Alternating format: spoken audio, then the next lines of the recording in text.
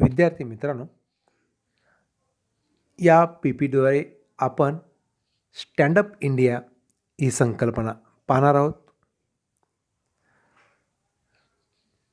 2016 साली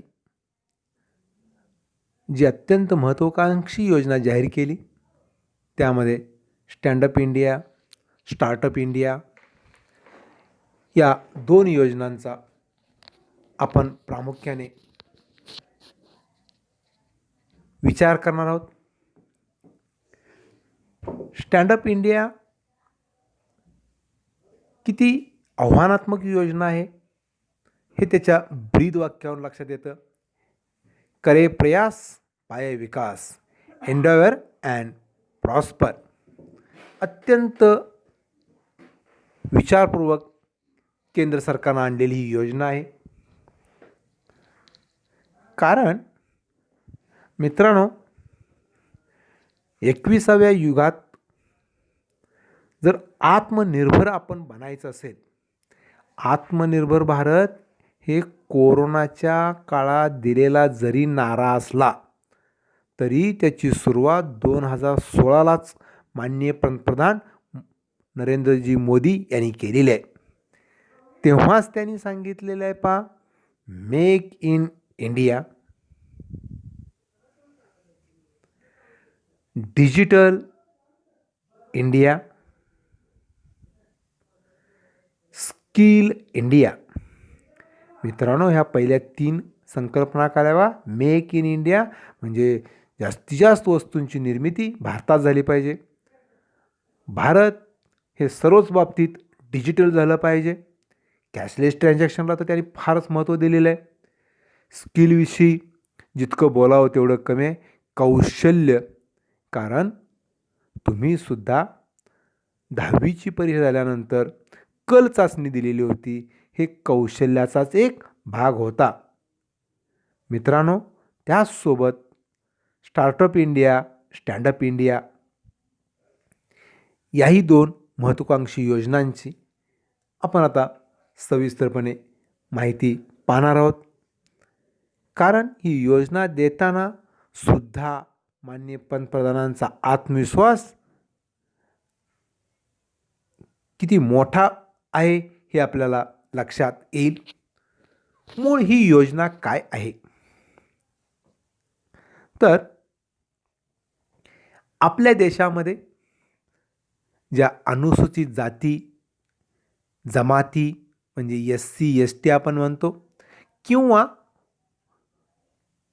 ज्या महिलांच्याकडे उद्योजक करण्यासाठी वित्तपुरवठा कमी असतो, इच्छा आहे त्यांची उद्योजक बनण्याची, पण वित्तपुरवठ्याची अडचण आहे, ती दूर करण्यासाठी जी शासनाने योजना आणली तीच योजना म्हणजे स्टँडअप इंडिया. तुम्ही या स्लाईडमध्ये जर पाहिलं मित्रांनो, तुम्हाला वास्तव दिसेल. या गृहिणींच्याकडं किंवा या स्त्रियांच्याकडं जर पाहिलं, कारागीर, यांना कामगार म्हणणं चुकीचं आहे, कारागीर म्हणणं योग्य होईल.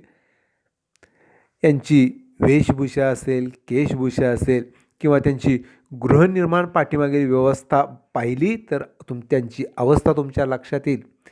ह्या माता गृहिणी, या माता भगिनी या कौशल्याच्या आधारे काय बनवत आहेत, तर चटई बनवण्याचं काम चाललेलं आहे. हे पूर्णपणे कौशल्याचं काम आहे. आपण आज प्लास्टिकच्या चटई वापरतो, पण त्याचे धोके आहेत. मित्रांनो, हे जे भाताच्या काडीपासून किंवा अशा गवताच्या काडीपासून ज्या चटई बनवल्या जातात त्या आरोग्याला पण चांगलं असतं. या ठिकाणी जर पाहिलं तर तुम्हाला सुद्धा या माता भगिनी गृहिणी किंवा बचत गटातील गृहिणी दिसतील तुम्हाला. या काय करत आहेत, बचत गटाच्या मार्फत ज्या ज्या वस्तूंची निर्मिती करता येणं शक्य आहे त्या निर्मिती करण्यामध्ये गुंतलेले आहेत. अशा गोरगरीब अनुसूचित जाती अनुसूचित जमातीमधील महिलांना स्वतःच्या पायावरती खंबीरपणे उभा करणं म्हणजेच स्टँडअप ही योजना आहे आणि त्याला स्टँडअप इंडिया असं नाव दिलेलं आहे. आता याची इकोसिस्टीम जर पाहिली तुम्ही तर तुमच्या व्यवस्थित लक्षात येईल. बँक ब्रँचचे तुम्हाला 1, 2, 3, 4 असे घटक दिलेले आहेत. या ठिकाणी पाहिलं तर connect centre with CDB small industrial development बँकेशी कनेक्टेड आहे. या ठिकाणी जर पाहिलं तर कनेक्टेड सेंटर विथ नाबार्ड म्हणजे कृषी क्षेत्राची लहान मोठ्या उद्योगाशी संबंधित आणि कृषी क्षेत्राशी संबंधित असे अनेक उद्योग व्यवसाय उपक्रम या योजनेमार्फत किंवा स्टँडअप योजनेमार्फत सुरू करणं. मग त्याचे बेस काय आहे? रुरल सेल्फ एम्प्लॉयमेंट, स्वयंरोजगार निर्मिती. म्हणजेच आपण पाठीमागच्या स्लाईडमध्ये पाहिलं स्टार्टअप इंडिया, त्यामध्ये भारत हा देश नोकरी मागणाऱ्यांचा नाही, नोकरी देणाऱ्यांचा देश बनला पाहिजे. यालाच सेल्फ एम्प्लॉयमेंट ही संकल्पना आहे. त्यामध्ये व्होकेशनल ट्रेनिंग सेंटरची उभारणी करणं. कारण मित्रांनो, सर्वच गोष्टींची माहिती सर्वांनाच असेल असं नाही. काही बाबतीत प्रशिक्षणाची आवश्यकता असते. प्रशिक्षणातून मनुष्य परिपूर्ण बनतो. त्यासाठी वेगवेगळ्या डेव्हलपमेंट इन्स्टिट्यूशन असतील, यांची उभारणी करणं. डिस्ट्रिक्ट सेंटर असेल त्याला जिल्हा उद्योग केंद्र म्हणतो. दलित इंडियन चेंबर ऑफ कॉमर्स असेल किंवा स्किल सेंटर असतील, वुमन एंटरप्रेन्योर असोसिएशन असतील, या माध्यमातून स्टँडअप ही संकल्पना देश पातळीवर यशस्वी करणं हा या स्टँडअप योजनेचा एक अत्यंत महत्त्वाचा भाग आहे.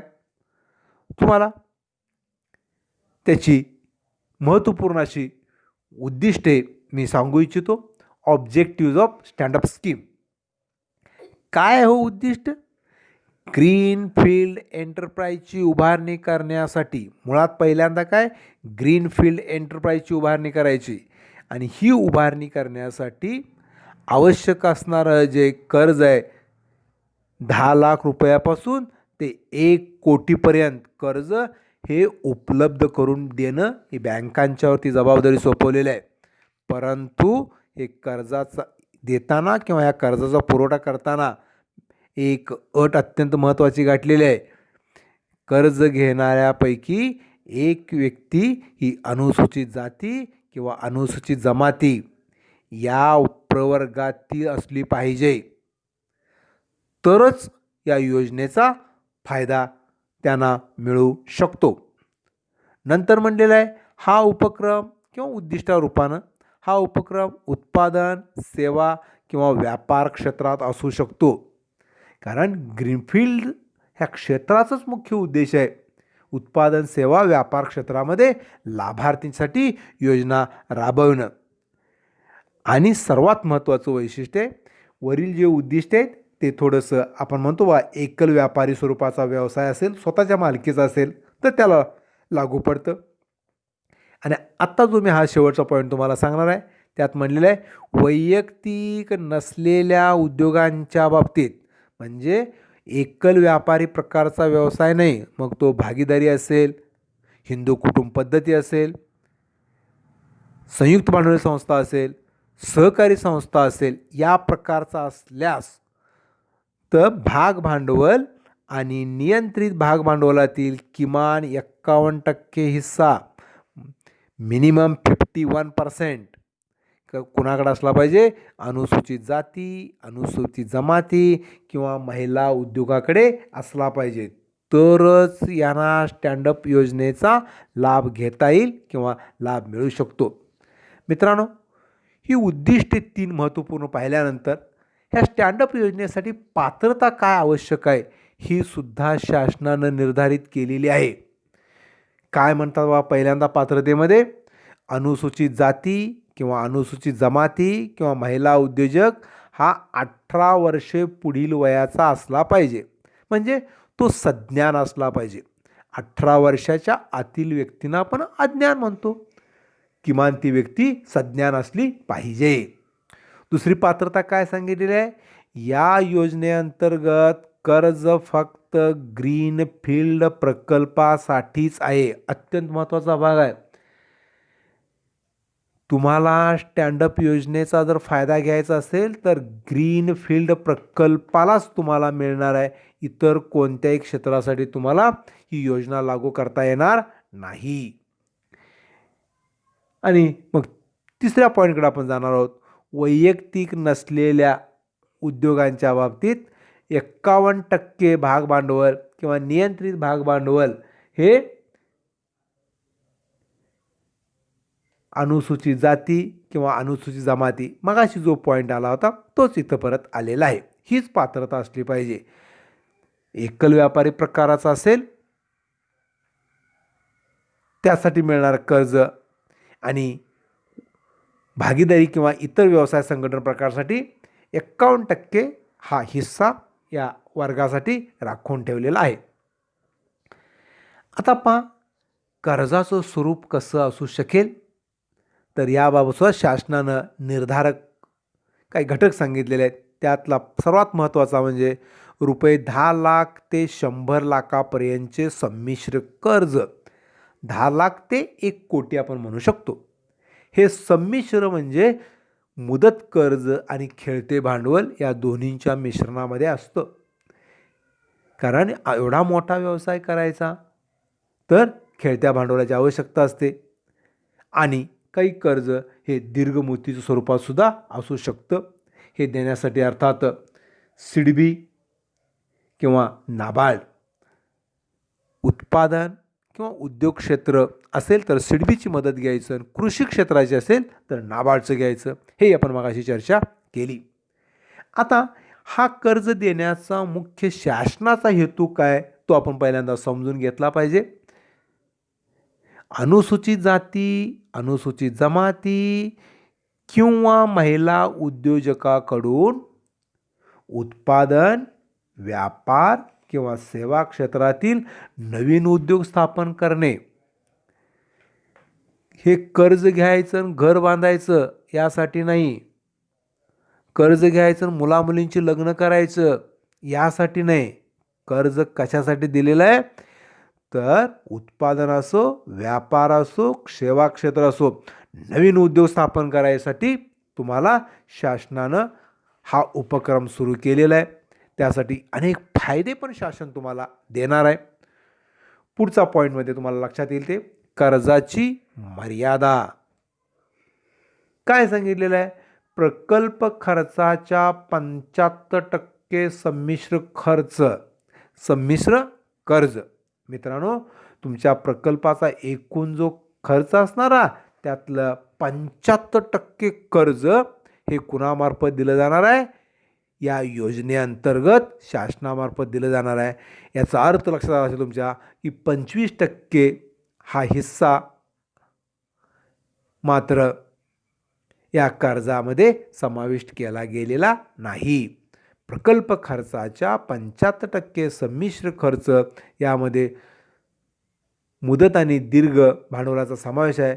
परंतु इतर कोणत्याही योजनेतील अभिसरण पाठिंब्यासह जर कर्जदाराचे योगदान प्रकल्प खर्चाच्या 25% पेक्षा जास्त असेल तर या कर्जाची अट लागू पडत नाही. म्हणजे हे एक आपल्याला अप्रत्यक्ष सवलतच दिलेली आहे.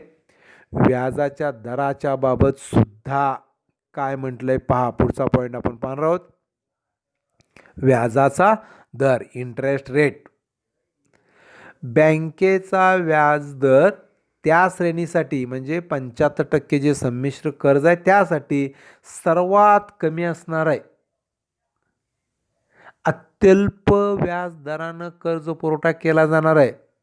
मित्रांनो, जर कर्ज बिनव्याजी दिलं, फुकट स्वरूपात दिलं, त्या कर्जाला अर्थ राहत नाही, त्या पैशाला मूल्य राहत नाही, देणाऱ्याची किंमत राहत नाही.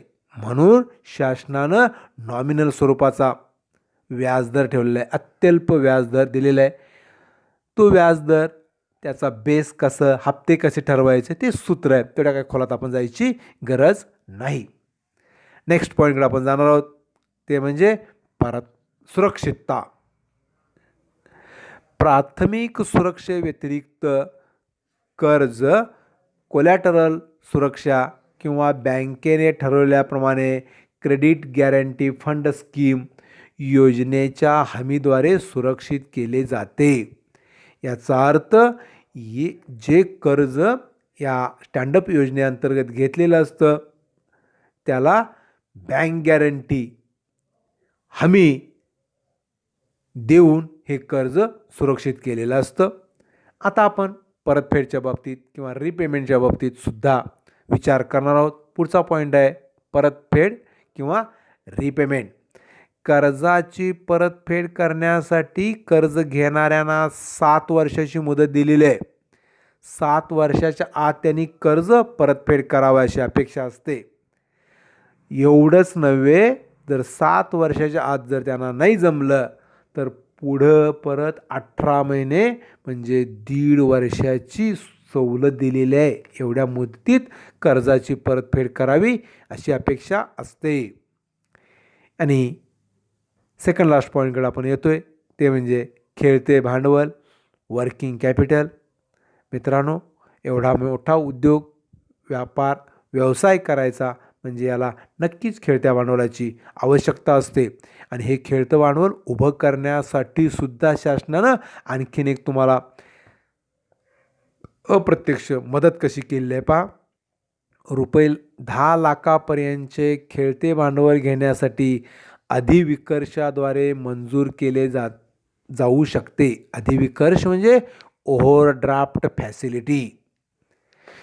10 लाख वर्किंग कॅपिटलसाठी सुद्धा आपल्याला ओव्हरड्राफ्ट फॅसिलिटी दिलेली आहे, ज्यामुळं 10 लाखापेक्षा जास्त खेळते भांडवलाची मर्यादा रोख पत मर्यादेद्वारे मंजूर करावी. म्हणजे किती योजना चांगली आहे आणि किती फायदेशीर आहे. शासन अशा उद्योजकांच्या पाठीमागे किती खंबीरपणे उभे आहे हे यातून तुमच्या लक्षात येईल. आणि आता मी शेवटच्या पॉईंटकडे येतोय, तो म्हणजे किरकोळ किंमत, ज्याला आपण मार्जिन मनी असं म्हणतो. पात्र योजनेच्या अंतर्गत 25% किरकोळ किंमत केंद्र किंवा राज्य योजनांच्या पात्रतेसह प्रदान केली जाऊ शकते. हे केंद्र सरकार किंवा राज्य सरकार किंवा दोघांपैकी एक जण आपल्याला काय करणार आहे, मार्जिन मनी म्हणून रक्कम देण्यास तयार असतं.